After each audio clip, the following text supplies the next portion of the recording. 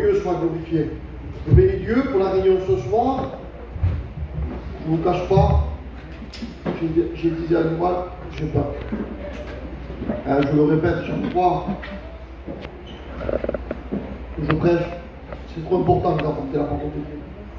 Nous ne voulons pas le faire comme ça même. Nous voulons appliquer nos cas. Tellement grand une réunion, il peut se passer tellement de choses.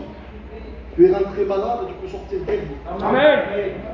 Tu es rentré perdu, tu peux sortir sauvé. Amen. Tu es rentré lié, tu peux ressortir libre. Amen. Et on n'a pas le droit de négliger une réunion. Nous voulons appliquer nos cas. Que Dieu soit béni. Le Seigneur nous connaît à chacun d'entre nous. Il sait comment, de la manière qu'on est rentré à l'intérieur de ce lieu, il sait comment on vient.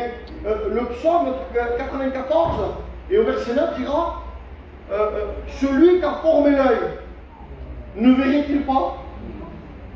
Il dit, la Bible dans l'Apocalypse dit, ses yeux sont comme des flammes de feu. Ça veut dire quoi? Qu'on ne peut rien cacher au Seigneur Jésus-Christ. À un moment donné, il y a un homme qui s'approche du Seigneur et quand il le voit arriver de loin, Jésus regarde les disciples et il dit, voici un Israélite dans lequel il n'y a point de fraude. Et l'homme est interpellé. Il regarde et il dit, comment c'est possible? Comment c'est possible qu'ils me connaissent? Il est un peu espanté, l'homme là. Il dit, comment c'est possible que tu saches ça? Il dit, quand tu étais sur le figuier, Nathanaël, il dit, je t'ai vu. Amen. Je ne sais pas ce que Nathanaël a fait sur le figuier, mais je sais une seule chose, que Jésus l'avait vu. Amen. Et j'aimerais vous dire quelque chose. De la manière que tu viens à la réunion, de la manière que tu t'abordes les réunions, que tu t'approches des réunions, Dieu voit la manière que tu viens. Alors certains, c'est bien, merci Seigneur, mais certains, on va le voir, des fois, ce n'est pas la bonne manière d'approche de la réunion. Et le Seigneur, ce matin, ce soir, veut parler à nos cœurs, veut montrer l'état de nos vies, veut montrer ce qui ne va pas, pourquoi on vient, pourquoi je viens 2, 3, 10, 15, 2 mois, 2 mois, 3 mois, 6 mois, et jamais ma vie ne change. Pourquoi on s'approche de la mauvaise manière. Et j'aimerais que le Seigneur nous parle ce soir. Le Seigneur a déposé un mot sur mon cœur. Et j'aimerais lire un texte dans la parole de Dieu. Dans l'évangile de Matthieu, au chapitre 16 et au verset 13. On lit ensemble. Je fais la lecture pour vous. Jésus étant arrivé dans le territoire de Césarée de Philippe, demanda à ses disciples, qui dit-on que je suis, moi, le Fils de l'homme? Il pose la question à ses disciples, à ceux qu'il a avec eux. Il dit c'est ça la question. Qu'est-ce que les gens disent de moi? Qu'est-ce que les gens pensent de moi? Et les disciples vont répondre ce que les gens pensent de Jésus. Et ils vont dire, les uns disent que tu es Jean-Baptiste, les autres Élie, les autres Jérémie, ou l'un des prophètes. Et c'est sur ça que je voudrais m'entretenir moi ce soir. Amen. Il se tourne vers les disciples, il se tourne vers eux et il dit, et vous, qui dites-vous que je suis? C'est ce que je voudrais m'entretenir ce soir, ce que le Seigneur a déposé sur mon cœur. Et c'est la question que j'aimerais poser moi ce soir à l'auditoire qui est devant moi. C'est ça la question. Qu'est-ce qu'est Jésus pour vous? Écoutez, chacun des frères qui sont là pourrait passer derrière. Et même nos amis qui sont ici, chacun d'entre nous pourrait passer et donner une portion de ce qui est le maître. Pourquoi je dis une portion? Ben, on l'a dit le texte, là, les cieux ne peuvent le contenir. Le ciel, c'est son trône et la terre, son marchepied. Dieu est tellement grand. On pourrait donner une petite portion. Alors, Serge viendrait là et il dirait, moi, Jésus, pour moi, c'est mon rocher. C'est celui sur lequel je m'appuie. Jean-Paul passerait là. Moi, Jésus, c'est l'agneau de Dieu. C'est celui qui a béni, qui a ôté le péché. Et l'autre, les autres passeraient. C'est le conseiller, le Père éternel, le Dieu tout-puissant, l'admirable. Et on pourrait passer et donner une portion des noms de la Bible dans le Seigneur. Alléluia, que Dieu soit béni. Mais j'étais en train de regarder. Je dis, Seigneur, certains pourraient venir et dire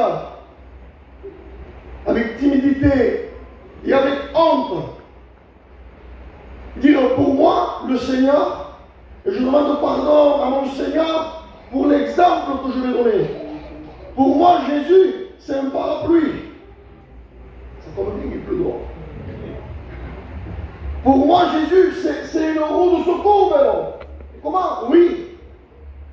Je m'en sers quand j'en ai besoin. Et quand j'en ai plus besoin, je le mets dans le coffre ou dans le placard. Et c'est terminé.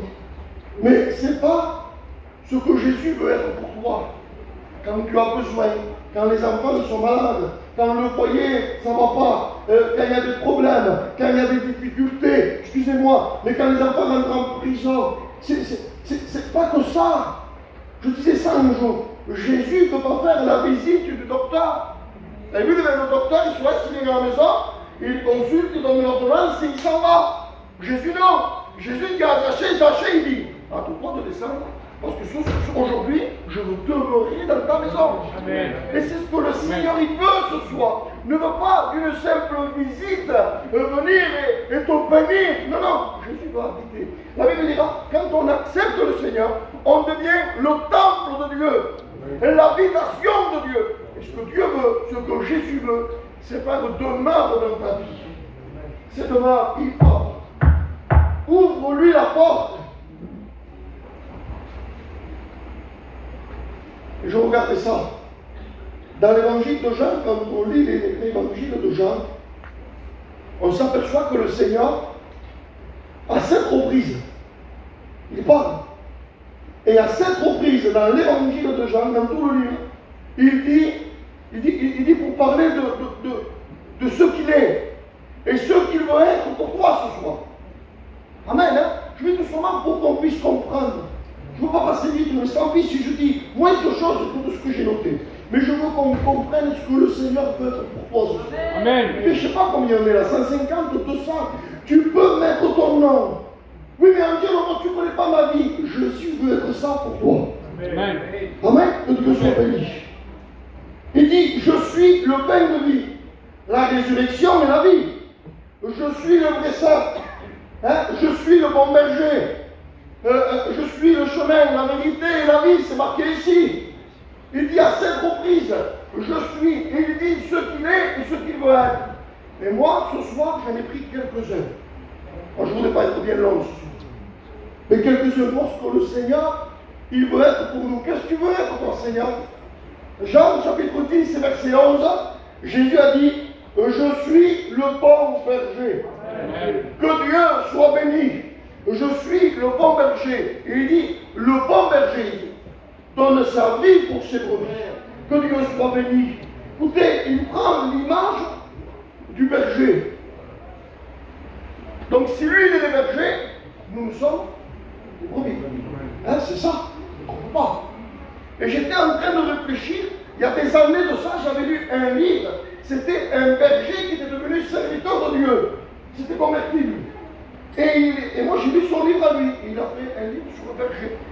Avec le chien, avec tout ça. Il expliquait la brebis, il expliquait tout. Et dans son livre, ça m'est revenu à l'esprit. Il disait ça. Une brebis, elle est faible. Jésus prend l'image de la brebis. Nous, on se croit, écoutez, excusez-moi, on se croit pour des hommes et des femmes terribles dans le monde. Mais Jésus nous compare à une brebis. Une brebis, c'est faible. Elle a des petites pattes, elle n'a pas de force. Les animaux du monde entier, tous, de l'éléphant à la fourmi, tous ont un moyen de se défendre. Seul qui n'a pas moyen de défense, c'est la brebis. Vous savez pourquoi? Parce que la brebis, c'est le berger qui la défend. Amen. Que Dieu soit béni. Une brebis, c'est faible, fragile. Et il dit ça. Il dit parfois, il y a des brebis qui mangent l'herbe et elles s'en vont. Et tellement qu'elles s'en vont, des fois, elles arrivent devant des précipices. Elles arrivent devant des situations et elles ne peuvent plus aller plus loin. La montagne est trop haute, le rocher est trop haut à sauter. Et pour eux, c'est impossible. Et elles sont arrivées devant une impossibilité. Impossible de franchir, alors elles ne peuvent plus reculer. Elles ne peuvent plus aller en arrière, elles ne peuvent plus aller à gauche, à droite. Alors il disait ça, il a sonné.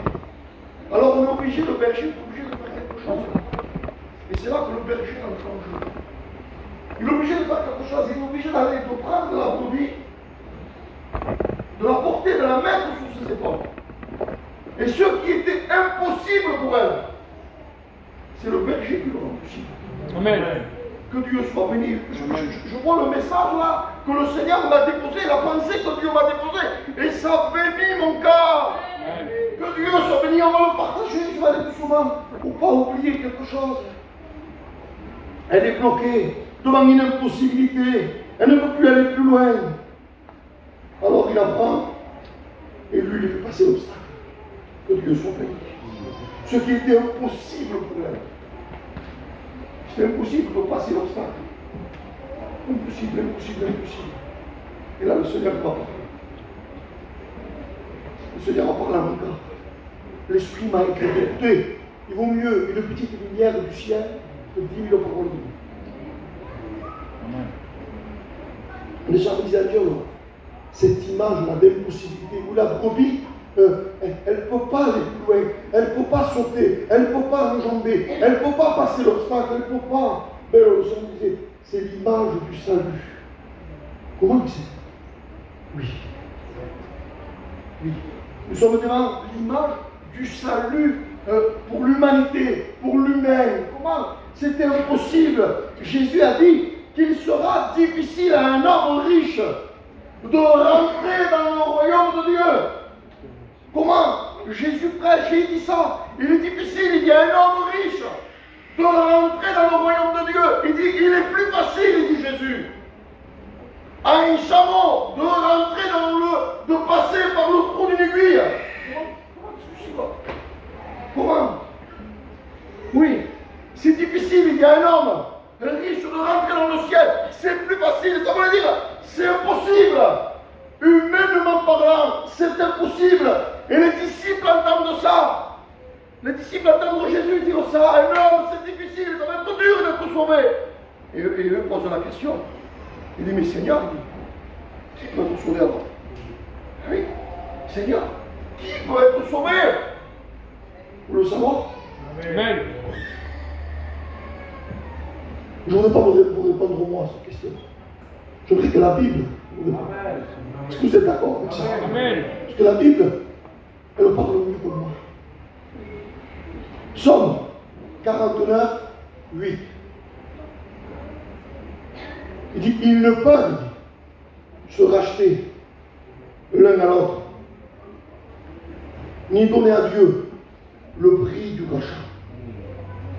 Ils ne peuvent se racheter l'un à l'autre, ni donner à Dieu le prix du rachat. Mais comment? Pourquoi, Seigneur? On continue la lecture au verset 9.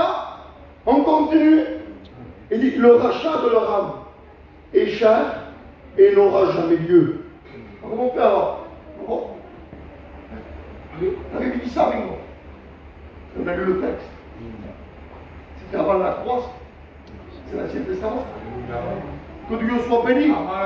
Et les hommes étaient là. C'était humainement parlant. Comment faire devant le rachat de l'homme? On ne peut pas. Mais Jésus est venu. Amen. Il dit, je suis le bon berger. Et je donne la vie pour mes brebis. Que Dieu soit béni. Que Dieu soit glorifié.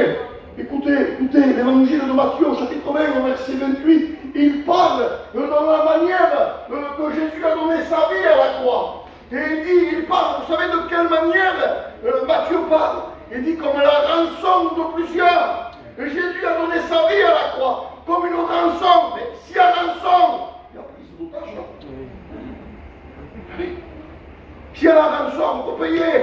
C'est parce qu'il y a quelqu'un qui est en otage, oui. L'ennemi de nos âmes, le diable, a pris l'humanité en otage. Mais comment? Avec quoi? Pas avec un fusil, pas avec un fusil à pompe. Non. Avec quoi? Il a pris l'humanité en otage avec le péché. Oui, il nous a enchaînés avec le péché. Et l'humanité, aujourd'hui, la Bible dira que l'humanité entière agit sous la puissance du malin. Et on n'arrive plus à s'en défendre. Mais Christ a payé. Aujourd'hui, il n'y a plus à se lamenter. Il n'y a plus à pleurer sur ce soir. Ce soir, il y a la solution pour ta vie. Alléluia.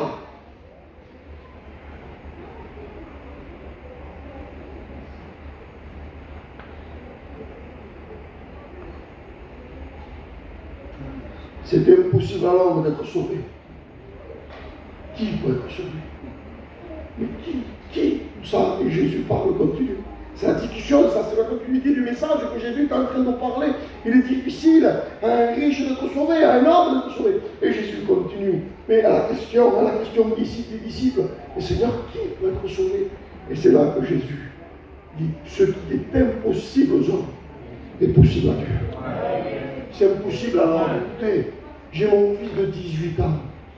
Voyez pas que moi je voudrais qu'ils soient sauvés, qu'ils soient assis là. Mais c'est pas de force. Je disais à ma compagne, ne prends pas les petits de force.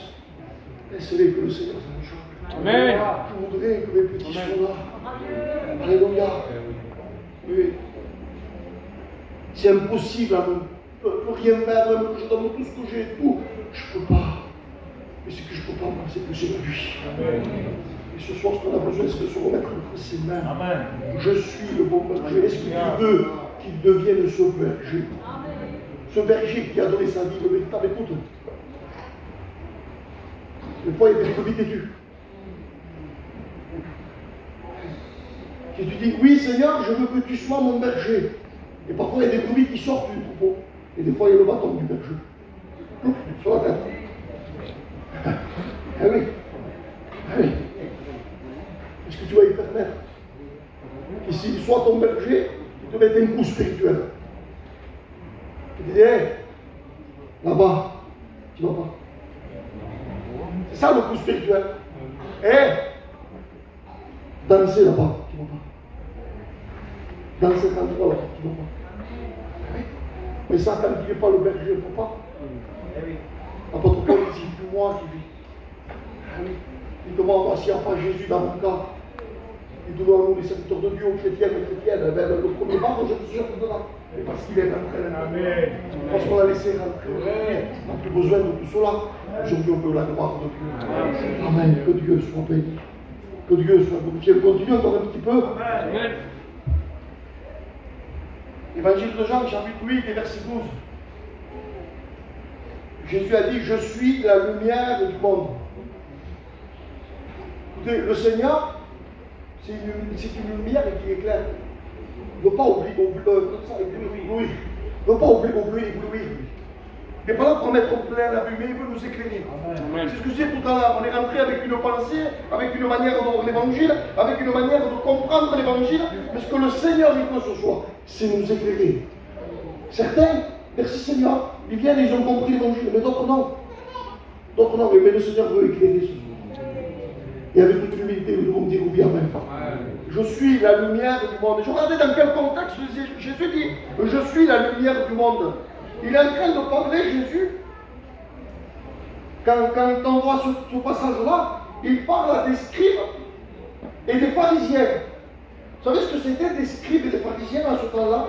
Des scribes, c'était des écrivains.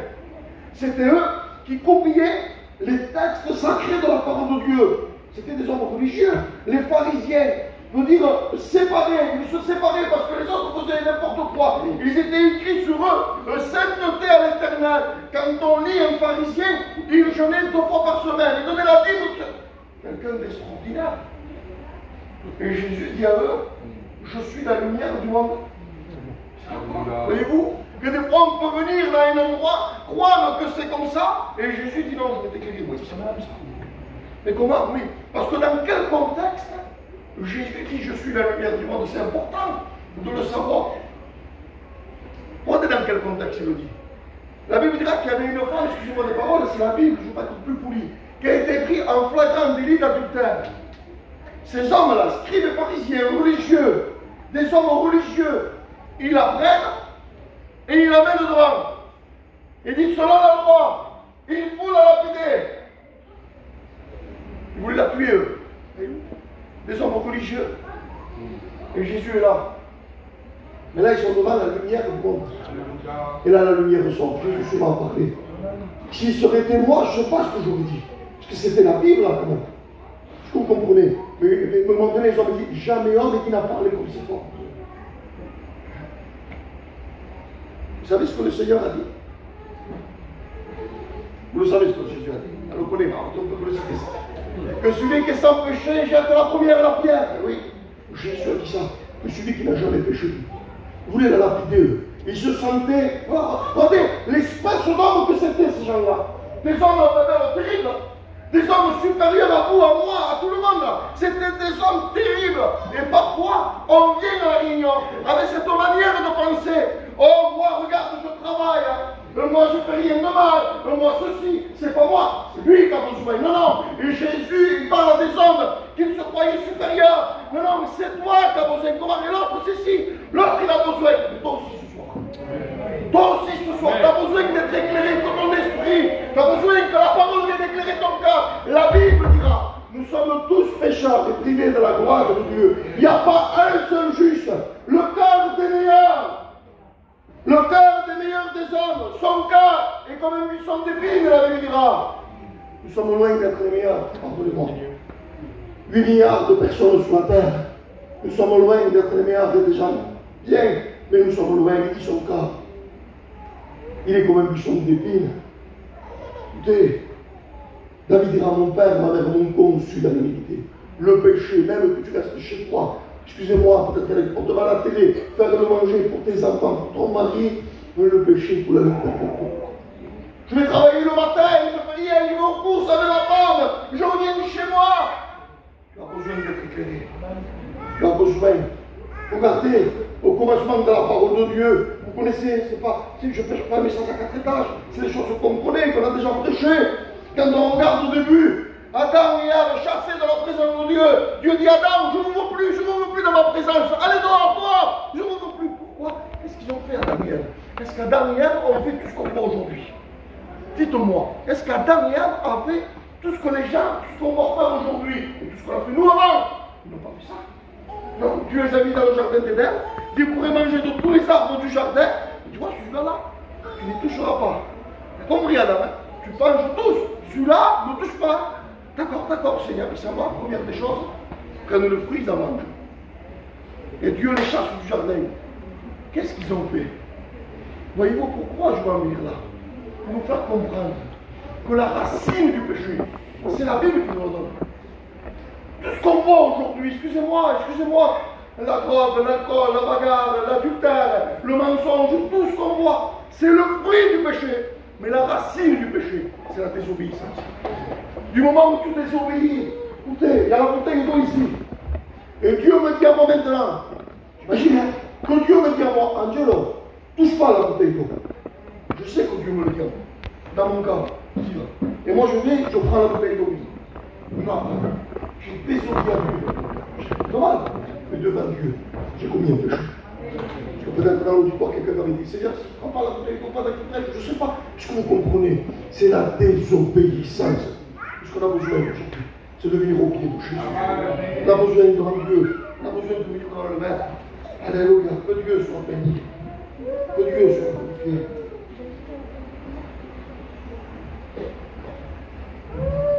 J'aimerais terminer maintenant.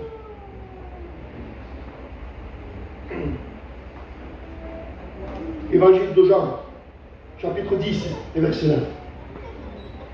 Jésus dit, je suis la porte. Et celui qui rentre par moi, il dit, il sera sauvé. Je suis la porte. Il dit, et celui qui rentre par moi, il sera sauvé. Et là, je me suis mis à réfléchir, moi. Et je pensais à l'arche de Noé.